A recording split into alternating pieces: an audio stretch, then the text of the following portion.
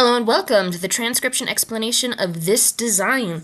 It is read starting at the bottom and then going counterclockwise, like a time traveler going back in time. And that's noted on the key here, where it says reading order is bottom counterclockwise, and it can spiral inwards if you have a particularly long word or a particularly long sentence.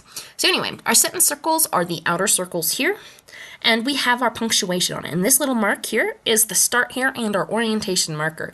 And that tells you start reading this way, and it's like a little eyeball looking this direction. So we follow that beam of light coming out of the eyeball, and that means this here is going to be our first word that we read. And this word is remarkably simple. There are no letter stems on it, so none of these divot shapes and none of these completed circles.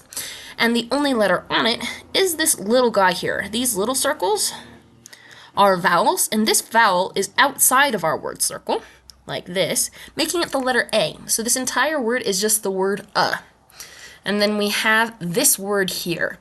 Bottom of it's here, you go counterclockwise, and you hit this letter first. That is a deep divot stem, so we're in the top row here.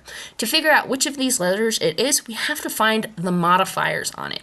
If there were no modifiers, that would be a B, so that's what we call these B stems.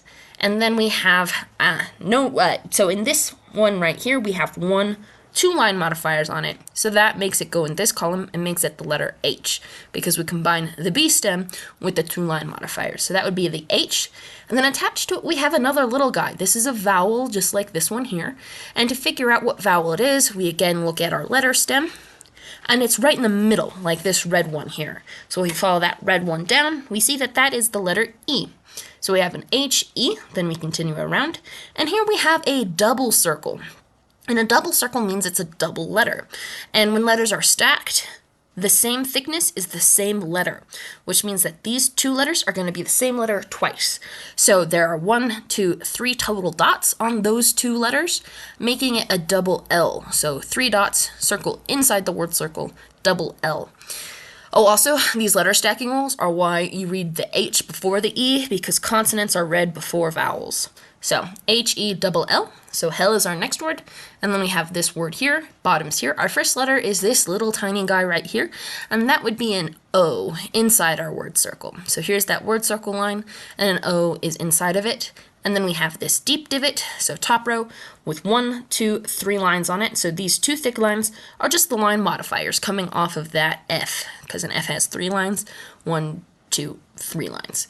And then we have another so one A on another solo word circle. So these two U's look very similar because they're the same word.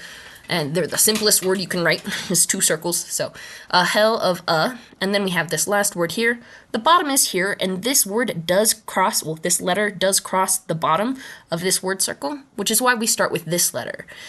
So we have a deep divot, and this line passes through it, but line modifiers count where they end on a letter stem. So that means this line modifier doesn't count on the deep divot, and it just counts on the vowel. So we have this deep divot with no modifiers, making it a B. Then we have a vowel, and this vowel is in that middle position, but it's got a line. And that line is really tough to tell if it's going inwards toward the middle of the word circle or outwards toward the outside of the word circle. In fact, if I wanted to be a stickler, this is technically ambiguous, but the word bird kind of makes sense with either an I sound or a U sound. Even though this isn't strictly phonetic, this is kind of an okay letter to be ambiguous, I would say, because it's bird, it sounds the same. But it is actually a hair towards the middle.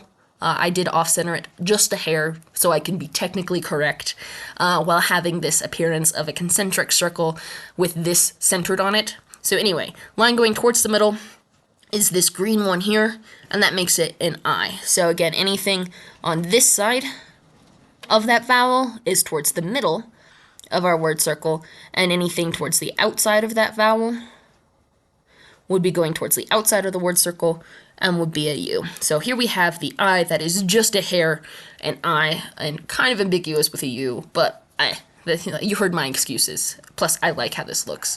So B-I, and then we have this shallow divot here, like a bite taken out of a cookie. And this line again passes through it, and there are 1, 2, 3 dots by that, making it an R.